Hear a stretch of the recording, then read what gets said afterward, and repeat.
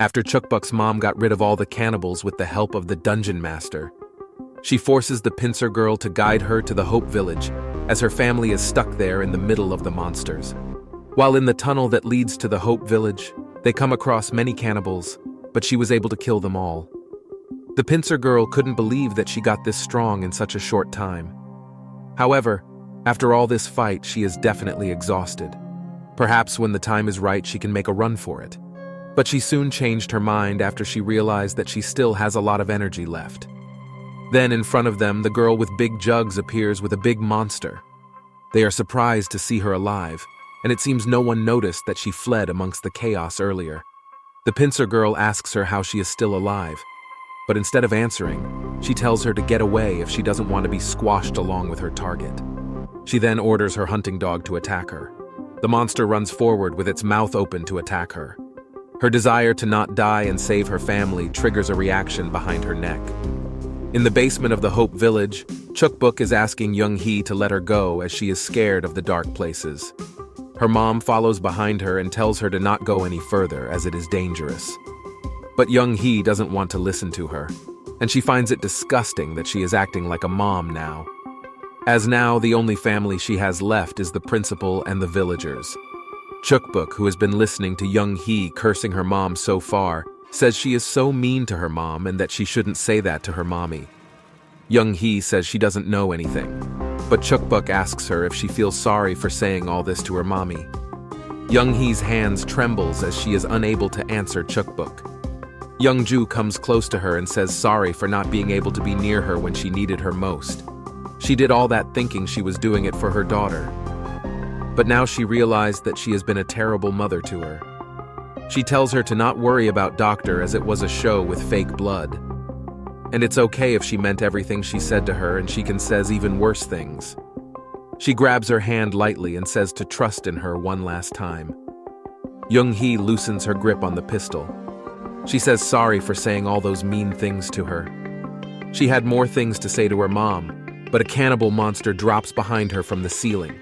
It grabs Chukbuk and Young-hee and runs away. Young-ju tries to grab her daughter, but the monster was too fast. Young-ju tells her comrades to immediately radio for backup while they go after it. She understood that the principal was the one behind it and makes her mind to kill him slowly and painfully. The monster, using its slimy and sticky body, travels through the ceiling while carrying Chukbuk and Young-hee. They see the people fighting the cannibals, and Chukbuk spots Gomdol and Hee-ra. She calls their name and they are surprised and devastated to see her in the hands of a monster. A monster attacks Hee-ra, but she splits it in two and tells all the monsters to get out of her way. Chukbuk and Young-hee tried to get out of the monster's grip, but it's no use. He tells them to sit quietly, as they are about to reach their destination. After some time, the monster drops to the floor and released them from his slimy tentacles. There, between a bunch of cannibals, the principal welcomes Young-hee and thanks her for her efforts in bringing Chukbuk to him. And now she has nothing to worry about, as she will be safe between her family. He tells her to hand over Chukbuk to him while stretching his hand to grab her. But Young-hee grabs Chukbuk and comes in front of her to protect her. She thought it was odd for people who loved the village to leave without even saying goodbye, or some others were kicked out because they were bad. That's what the principal told her. But while on the way here, she saw some monsters that looked just like the villages that left the village. She asks him if the monsters she saw on the way are the villagers who left the village.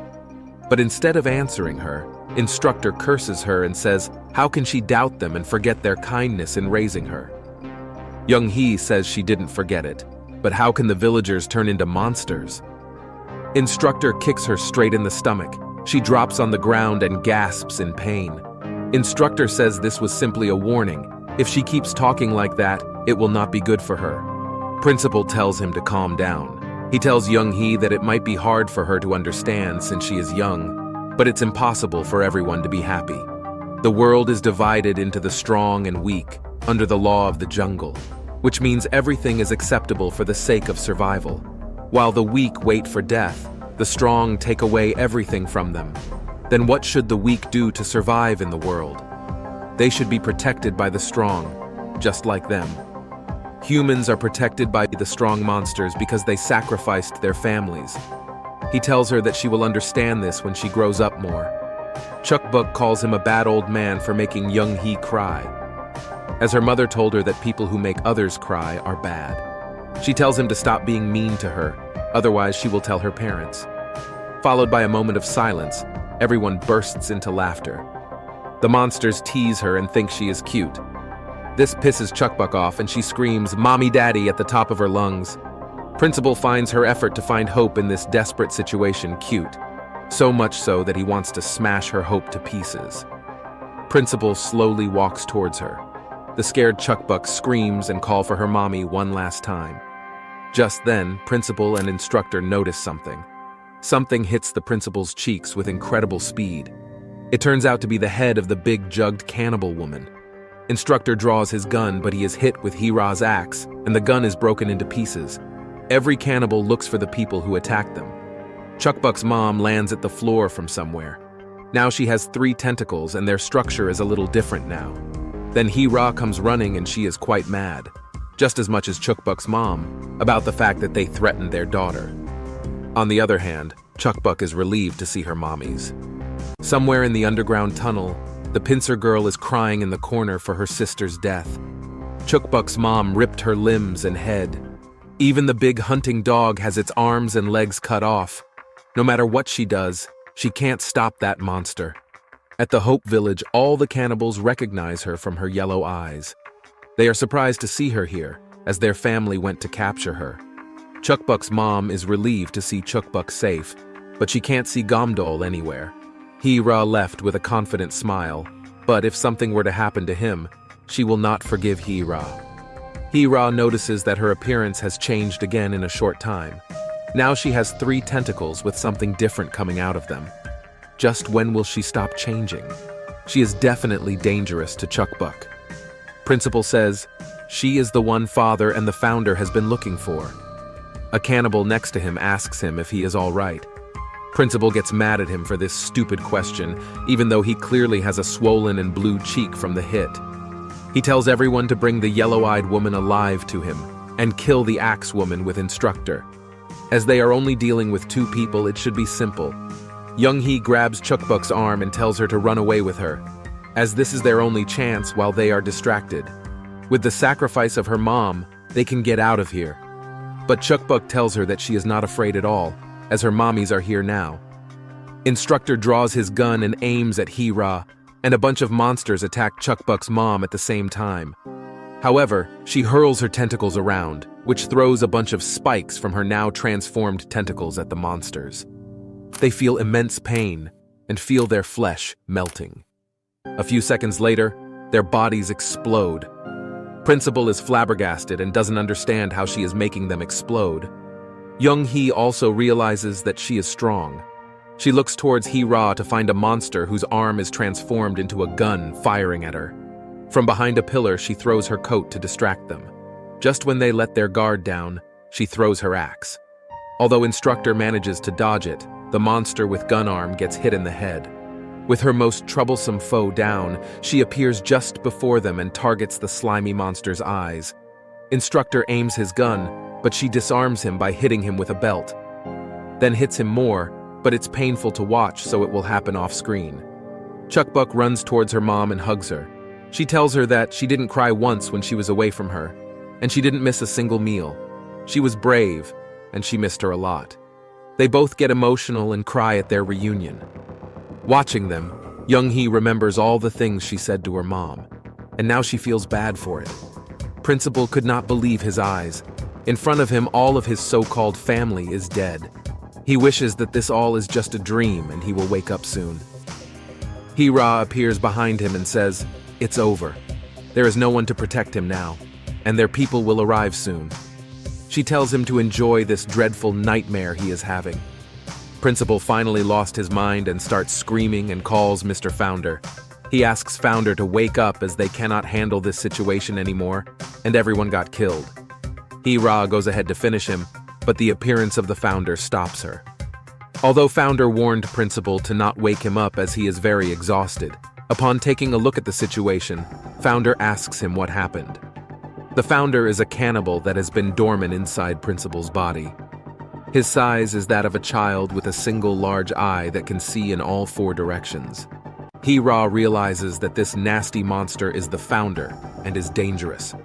She attacks him with her axe, but he stops her attack with a single arm. He tells her to mind her manners and form multiple spikes with his right arm, then shoots them at her.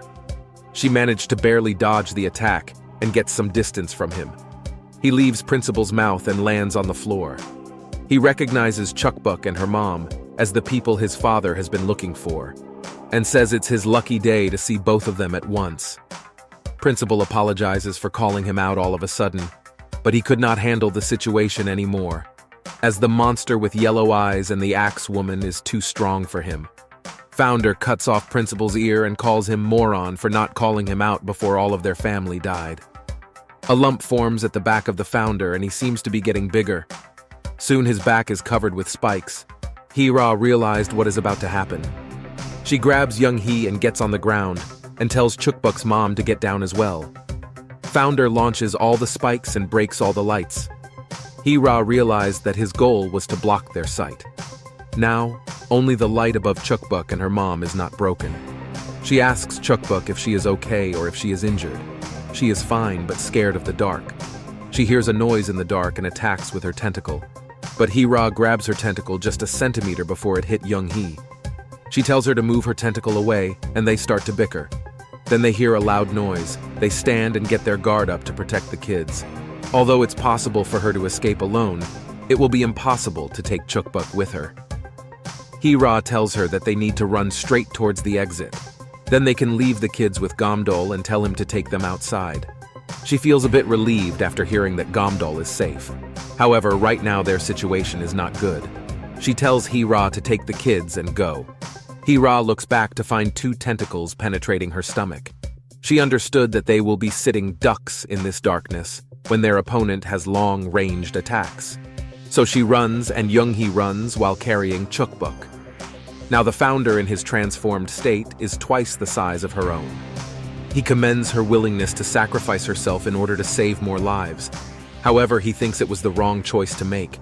While running, Hee-Ra notices that Instruction's body is not where it was before. He comes from behind her and attacks her with a shovel. Chuckbuck wants to help Hee-Ra, but Young Hee takes her away. Instructor slams her down and starts choking her with the shovel.